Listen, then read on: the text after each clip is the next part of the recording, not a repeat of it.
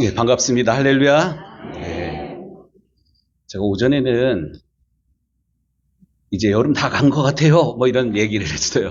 비 내리고 또 서늘해지고 귀뚜라미 소리 들리고 이래서 이제 여름 다 갔다 이랬는데 이게 반나절이 안 돼가지고 다시 여름이 돌아온 것 같아요. 예, 여러분들 반갑습니다. 예. 휴가들은 다녀오셨나요? 예.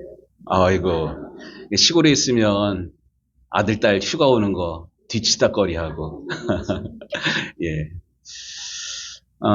저는 몇 년 전부터, 뭐, 목사들도 어쨌든 휴가를 쓰잖아요. 그러니까 휴가 때 부모님, 뭐, 양가 부모님 뵙고, 뭐, 자고 이랬는데, 작년부터인가? 휴가 전에 미리 쉬는 날, 월요일 날 이렇게 다녀오고, 휴가 기간을 좀 이렇게, 좀 지혜롭게 쓰려고 그러고 있습니다. 그러면서 제가 이제 한국교회사를 공부를 했는데, 답사를 휴가 동안에 좀 다니고 있어요. 재작년도 그렇고 작년도 그렇고 올해도 그렇고요. 그러니까 올해는 어디를 갔냐 하면 지난주에 여러분들 그 8.15 광복절 맞았지 않습니까? 서대문 형무소, 유관순 열사, 또 독립운동가들 갇혀있던 그곳 이렇게 다녀왔고요. 또 하나는 그 청계천, 여러분들 청계천 아시죠? 예. 청계천에 청계천 박물관이라는 데가 있더라고요. 예. 그림 좀 하나 좀 보시겠어요? 예. 그 청계천, 그러니까 마장동, 청계칠가 그쪽 끄트머리에 가면 청계천 박물관이라는 데가 있어요. 입장료가 얼마냐? 공짜예요. 예. 그런데 거기에 특별히 노무라 모토유키 이 전시회가 있어가지고 일부러 좀 갔다 왔는데 이분이 누구냐? 일본 사람인 것 같아요. 일본 사람인 것 같은데 이분이 어떤 의미가 있냐면 옆에 이 사진 많이 보셨죠? 예. 어머니의 기도. 예. 우리나라가 한참 산업화 될 때, 시골에서 논밭 팔아가지고 서울로 갔는데 서울이 요즘도 결혼을 해야 되는데 결혼을 못 하더라고요. 젊은 사람들이. 집값이 워낙 비싸가지고. 그래가지고 밀려가지고 어디까지 왔냐. 곤지암까지 내려왔어요. 젊은 사람들이. 지하철. 곤지암에서 다 내려. 삼동에서 다 내리고, 초월에서 다 내리고, 곤지암 끝나면 허퉁해져요. 이게 어쨌든 서울의 집값이 그렇다라는 그런 반증인데, 지금도 한 40년 전도 마찬가지예요. 집 팔아가지고 논밭 팔아가지고 서울 갔는데 서울에 가가지고 뭐 누가 환영해 줍니까? 그러니까 청계천 그 옆에다가 판잣집 지어놓고 사람들이 거기 무척 많이 살았어요. 사람들이 모이는 곳에 교회가 세워집니다. 그 교회가 어떤 교회냐면 활빈교회라는 교회예요. 김진우 목사님, 그분이 그 청계천에 있는 가난한 사람들 모아놓고 빈민 목회를 시작을 하셨거든요. 그런데 노무라 모토유키라는 그런 분이 일본 분인데 일본 목사님인데 이제 한국에 왔다가 이 청계천 활빈교회를 오게 됩니다. 와가지고 일본이 한국한테 잘못한 게 있잖아요. 그 미안한 마음으로 사실 왔었는데 이 청계천에 어떤 소녀를 만나게 됩니다. 누워있는 한 10몇 살짜리 소녀인데 다쳤는데 이 골반부터 이 정갱이 있는 데까지 뼈가 드러나 있어요. 다치면 빨리 병원을 가야 될 거 아니에요. 병원을 가야 되는 거 나은데 못 가는 거예요. 왜? 돈이 없었어. 그래서 목사니까 이 아이를 위해서 간절하게 기도를 했는데 이 아이를 볼 때 뼈가 허옇게 드러나고 거기에 벌레가 끼고 근데 며칠 있다가 이 아이가 죽었다라는 이야기를 듣게 됩니다. 그러니까 목사로서 무척 죄책감을 느끼고 어쨌든 잃어버린 어떻게 보면 관심을 가지지 않는 이런 존재들을 위해서 내가 할 수 있는 게 뭐냐? 사진기. 사진을 무척 많이 찍었어요. 이것도 활빈교회 새벽기도에 참석한 어머니, 가난했던 그 어머니의 사진, 어머니 그리고 활빈교회 이야기들을 사진으로 이렇게 찍어놨는데 그게 그 당시에는 별것 아닌 것 같아요. 근데 지금 시간이 뭐 40년, 50년 지나니까 와, 이거 누구 얘기 같아요? 네, 우리가 1970년대, 제가 70년생이거든요. 우리 엄마한테 얹혀가지고 새벽 기도 다니고 뭐 이랬던 그런 사진인 것 같아요. 어쨌든 이 노무라 모토유키 이 목사님께서 남기신 사진들, 제가 우리 교인들한테 사진 많이 찍어 놓으라고.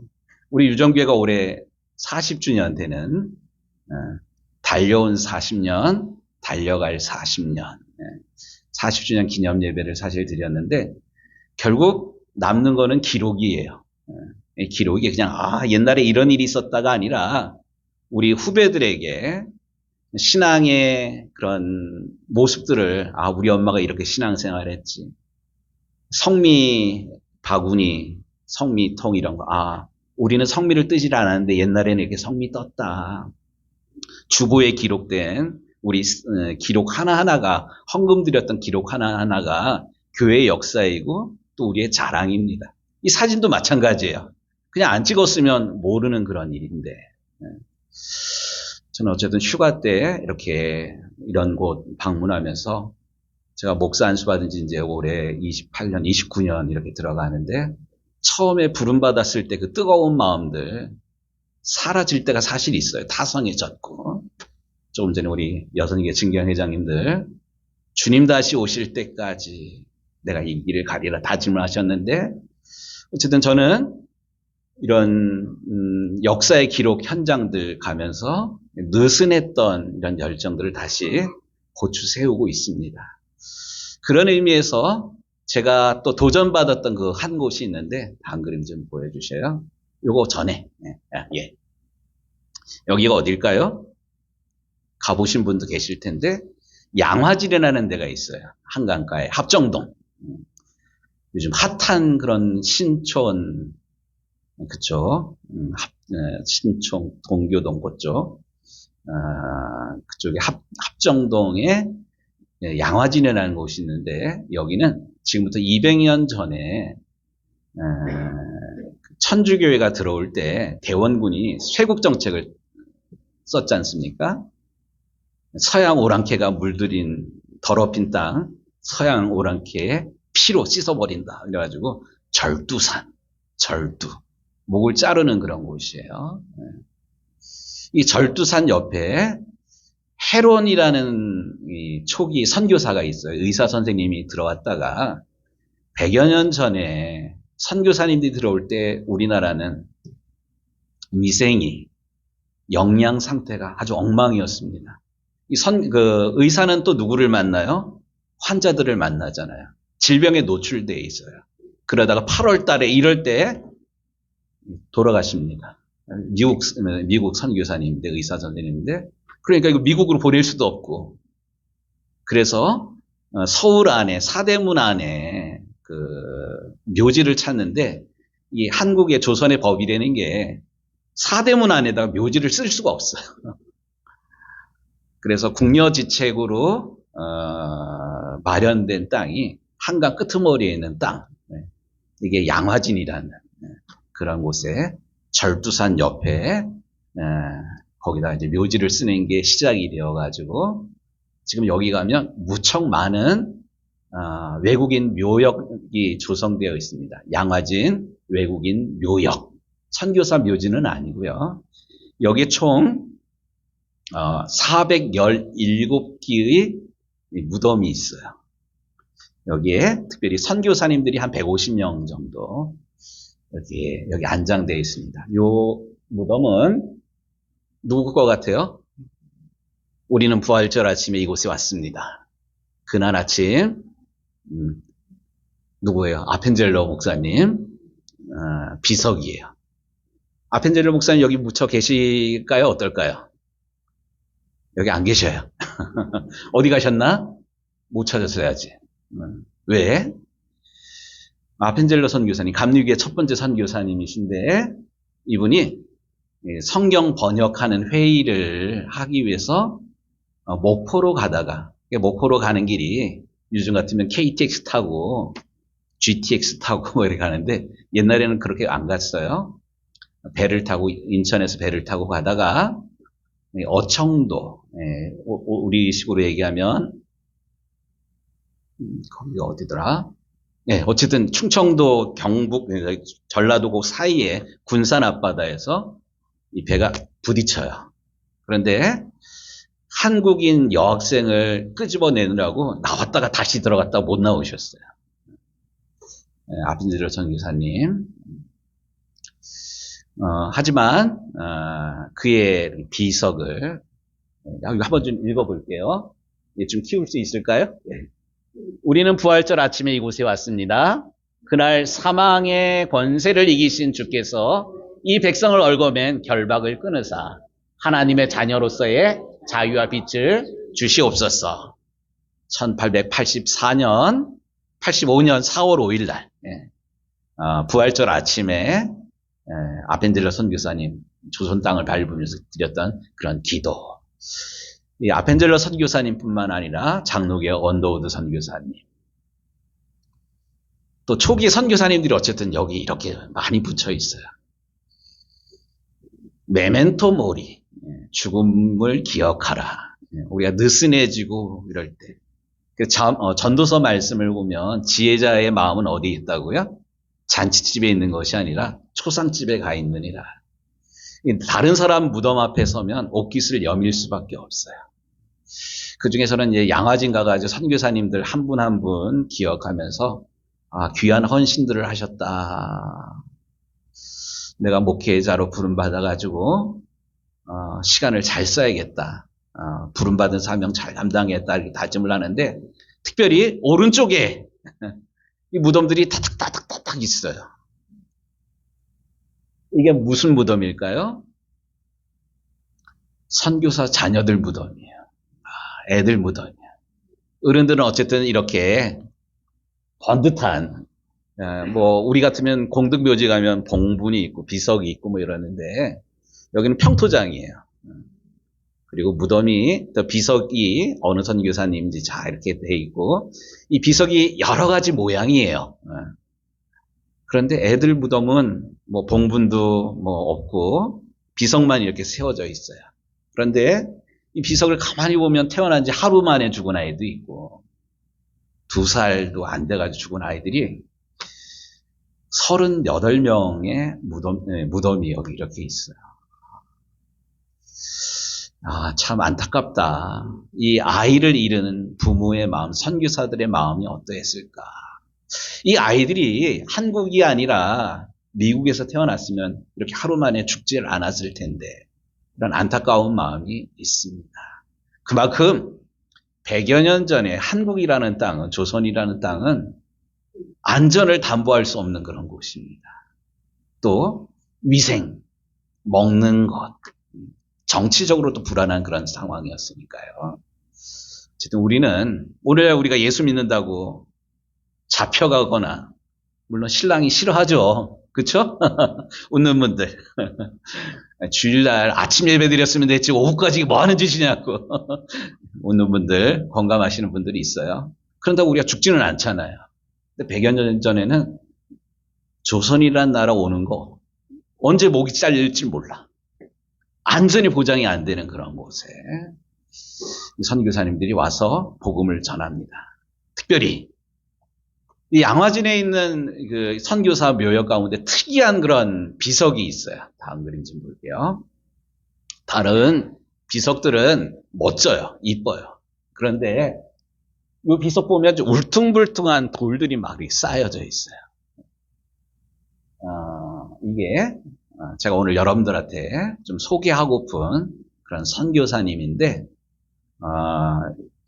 루이 레이첼 캔드릭 선교사예요. 그러니까 우리는 그냥 줄여가지고 캔드릭 선교사 이렇게 이야기를 하는데, 이쁘시죠? 죄송합니다. 젊은 25세, 얼굴도 고와요. 이분이 어떤 유언을 남겼냐면, 나에게 if I had 1,000 lives, 나에게 1000개의 생명, 그게 뭐냐면 줄 수 있는 1000개의 생명이 있다면 그것을 누구에게 주냐? 모두를 코리아, 이 조선 사람들에게 주고 싶다. 나에게 줄 수 있는 1000개의 생명이 있다면 내가 다 갖거나 아껴두는 것이 아니라 온전히 조선 사람들을 위해서, 한국을 위해서 주고 싶다. 이런 유언을 남긴 25살의 처녀 선교사입니다. 제가 이 선교사님을 오늘 여선교회 개사회 때 우리 광주동 지방 여선교회들한테 소개하고픈데, 이 캔드릭 선교사는 1883년 미국 텍사스주에 있는 부유한 가정에서 태어납니다. 그런데 아버지도 그렇고 어머니도 그렇고 경건한 그런 신앙인이셨어요. 믿음 좋은, 우리 식으로 얘기하면 권사님 그런 가정에서 태어납니다. 그렇게 믿음 가운데서 자라나고 어린 시절에 은혜를 체험합니다. 회심을 체험하고요. 이 중학교 때 선교의 소명을 품습니다. 주여 내가 여기 있사오니 나를 써주옵소서. 이렇게 수련회 가가지고 헌신을 이렇게 합니다. 그러고는 그러니까 고등학생 때 에버 청년회라고 감리교회 청년회가 있어요. 요즘은 MIF 이런 얘기 잘 안 하잖아요. IMF를 지나면서 참 안타까운 게 한국 교회에 교회학교가 없어졌어요. 여름마다 여름 성경학교를 해야 되는데 우리 지방에도 여름 성경학교 한 교회가 없어요. 거의. 참 안타까운 그런 시절인데, 감리교회의 전통적인 그 중구동부 MIF, 메소디스트 영펠로우십, 펠로우십 이런 MIF 이 조직이 있는데, 이 조직에 열심히 참여를 합니다. 그리고는 고등학교를 졸업하자마자 스카릿 성경학교에 입학을 해서 졸업을 해요. 이때 이 캔드릭 선교사의 나이가 22살이에요. 마침 곧 중고등학생 때 선교사를 자원했기 때문에 이 졸업하자마자 미국 남감리회 여선교회에서 뽑는 해외 선교사 거기에 자원을 하게 됩니다. 근데 어떻게 됐을까요? 조건 미달로 탈락이 돼요. 아니, 건강하고 이렇게 용모도 단정하고 신앙도 있는데 왜 탈락이 됐을까요? 왜 그럴 것 같아요? 여자여서? 여선교회에서 뽑으니까 여자를 뽑는데 나이가 어리다고. 22살인데 선교사로 나가려면 최소한 23살이 돼야 된다는 거예요. 한 살이 모질려가지고 떨어졌어요. 우리 박 권사님 22살인데 선교사 지웠는데 떨어졌어. 아이씨, 뭐 여기만 있나? 장로교회 선교사로 가지? 뭐 이랬을지도 몰라.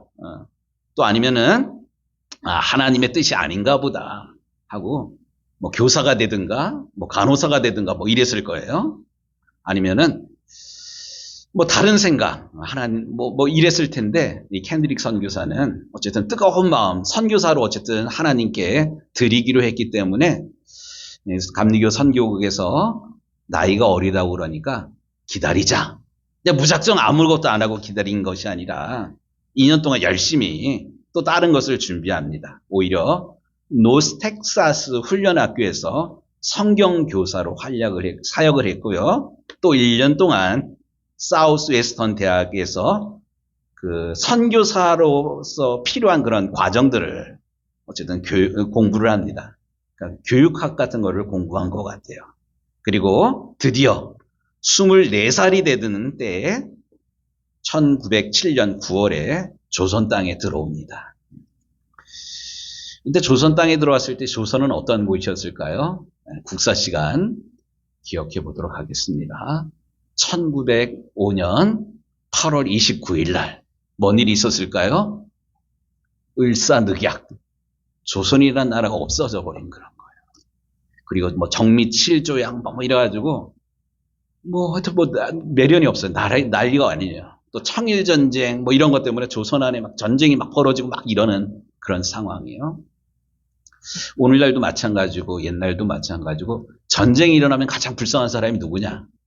애들이에요. 뿐만 아니라 여자들이에요. 바로 100여 년 전에 우리 캔드릭이 들어왔을 때 1907년 9월 상황이 이런 상황이었습니다.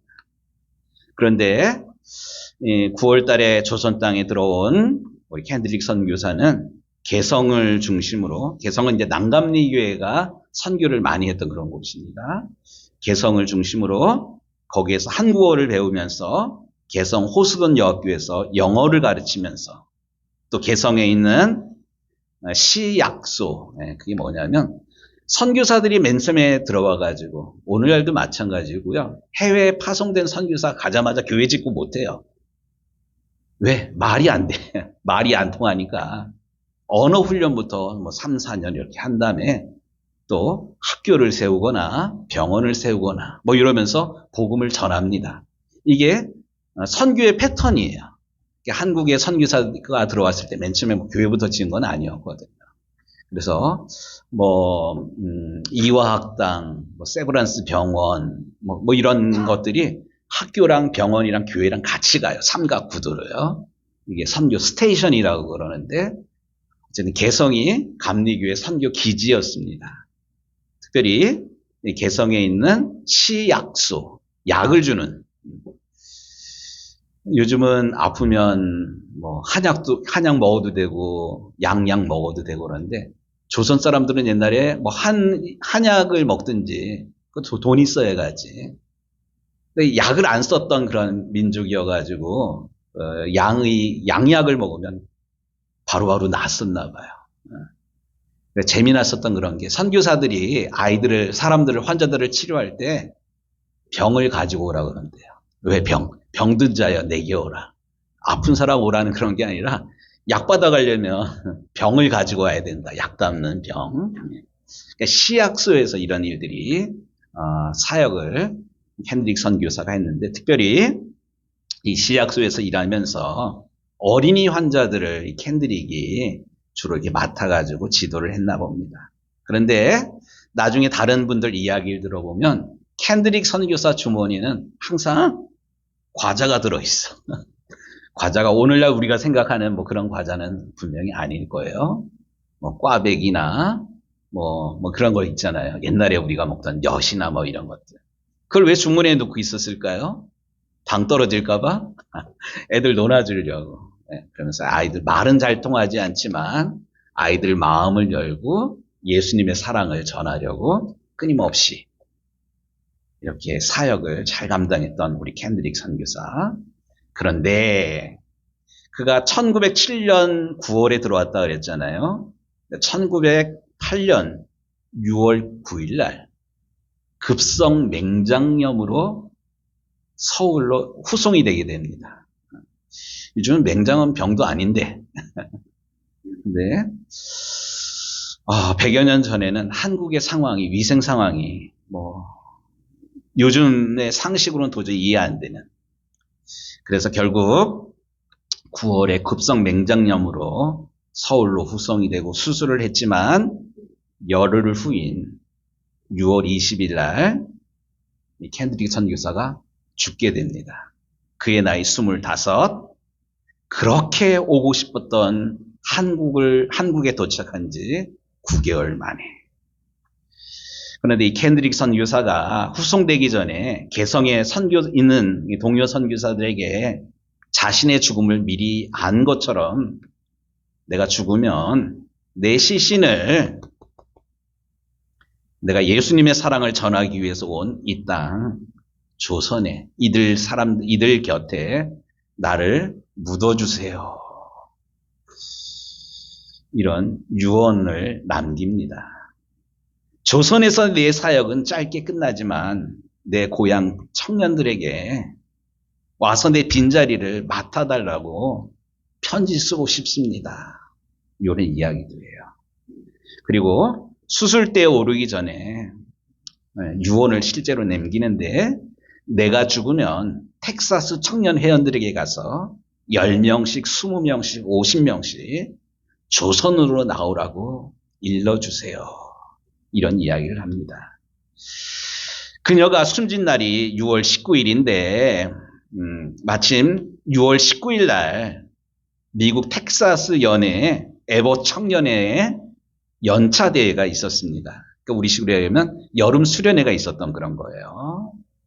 마침 한 달 전에 그녀가 건강할 때 텍사스 연의 에버 청년들에게 보낸 선교 편지가 도착이 되었습니다.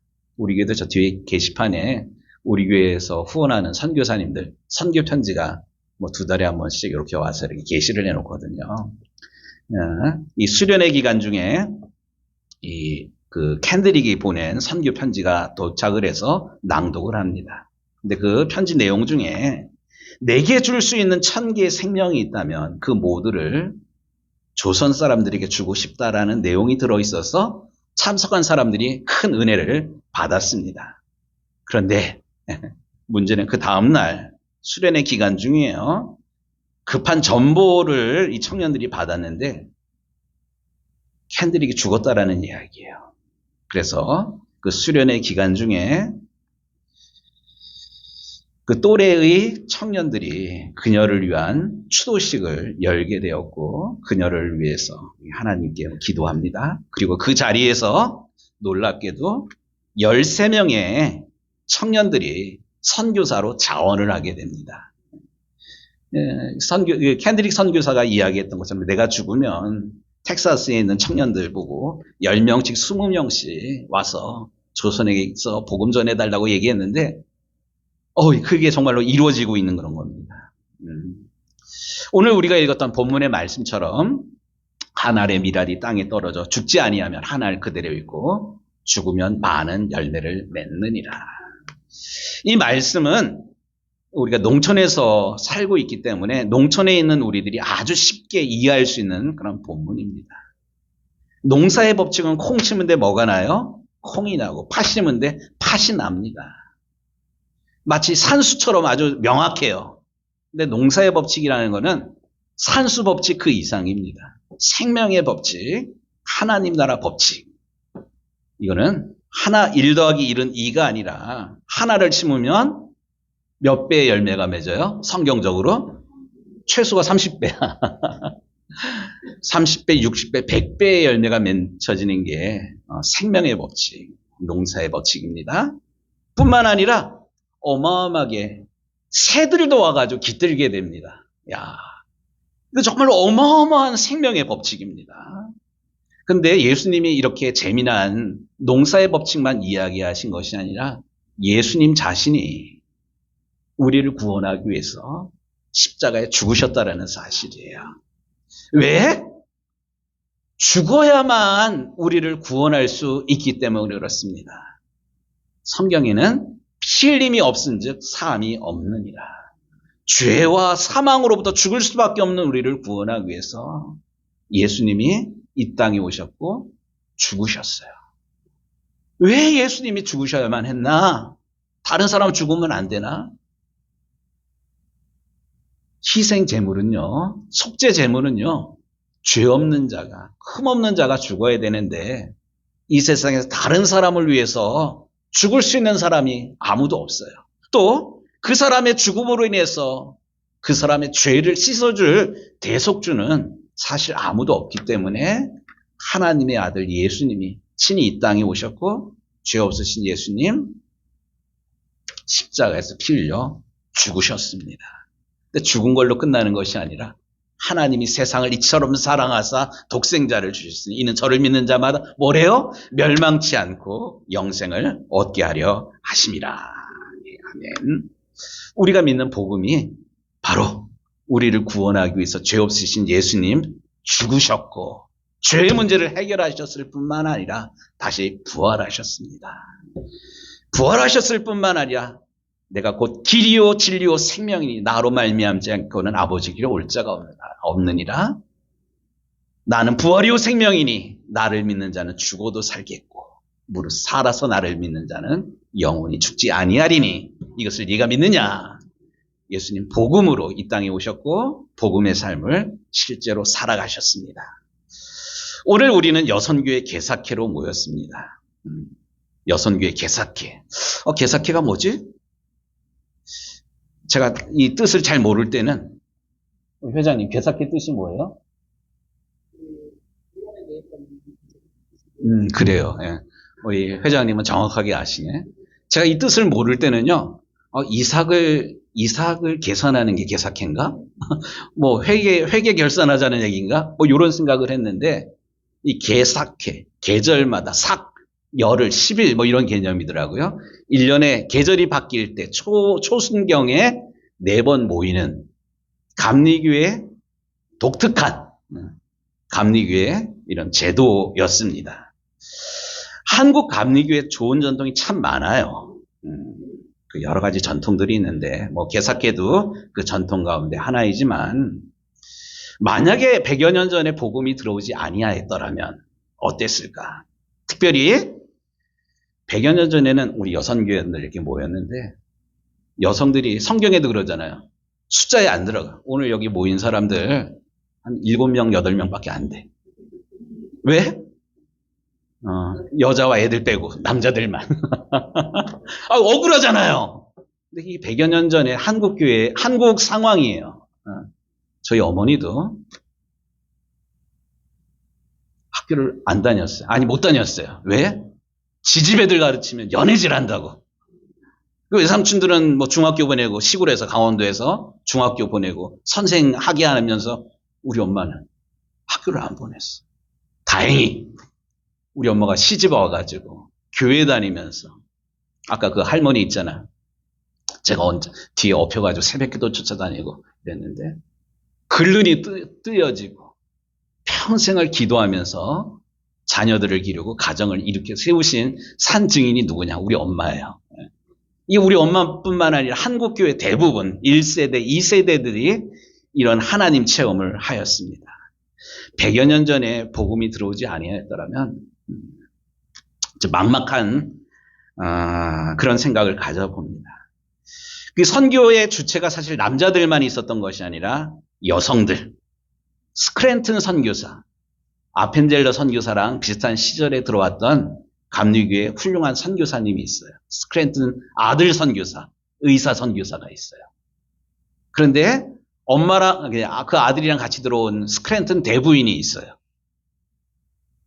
그때 엄마의 나이가 한 60이 조금 안 됐을 때고 아들 나이가 30 즈음 뭐 이럴 때요. 두 선교사가 같이 들어왔어요. 왜? 아들 밥 해주려고? 아니에요.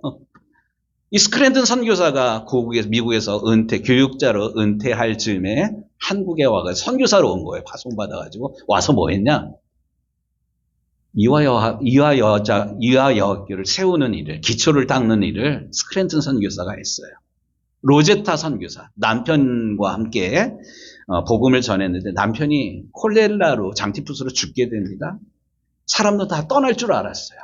그런데 이 로제타 선교사가 한국으로 돌아와서 아기 데리고 유복자처럼 그 아이를 데리고 와가지고 개성에서 실제로 아주 훌륭한 그런 역할들을 감당합니다. 크리스마스 실 뭐 이런 거 있잖아요. 우리나라에 군목제도가 생긴 이런 것들이 이 로제타 홀과 전부 연결이 돼 있어요. 캔드릭 선교사가 혼자 온 것이 아니라 미국 남감리의 여선교회가 파송을 해가지고 그러니까 선교회 여성들의 역할이 이렇게 지대합니다. 선교의 방법은 가서 전하는 선교의 방법이 있지만 파송하는 그런 방법이 있고요. 또 뒤에서 기도로 물질로 돕는 후원 선교사가 있어요.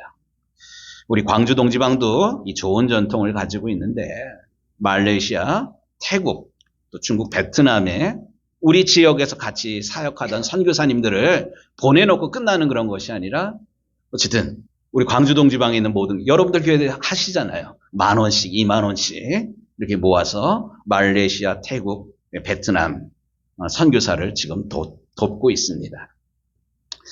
우리 유정교회 자랑 좀 할게요. 우리 유정교회는 그렇게 큰 교회는 아니에요. 20명 정도 이렇게 모이는 교회인데 우리 교회에 아주 자랑거리가 있어요. 우리 교회 남선교회 오늘 주차 봉사도 해주셨는데 우리는 농사를 짓고 있어요. 교회 땅이 많나 보다. 예, 어쨌든 우리 박점성 권사님네 논을 빌려가지고 농사를 지어서 그걸 팔아서 지방에서 뭐 태국이랑 말레이시아 선교사 돕는 거 말고 우리 교회 자체적으로 이 선교사님들을 위해서 10만 원씩 후원을 하고 또 쌀을 팔아가지고 우리 동네 우리 교회 입장에서는 100만 원씩 이렇게 보내는 게 결국 작은 일이 아니거든요. 최선을 다해서 선교사님들을 후원하고 있습니다. 파송은 직접 못한다 할지라도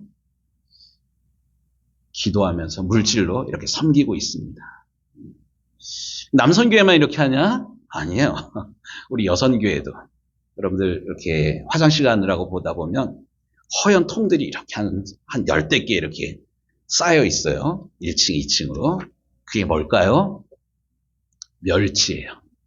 멸치를 왜 쌓아놓고 있어요? 멸치젓 내려가지고 끓여가지고 판매해서 그거를 선교 사역에 위해서 우리 교회 재정으로 쓰려는 게 아니라 순전히 선교를 위해서.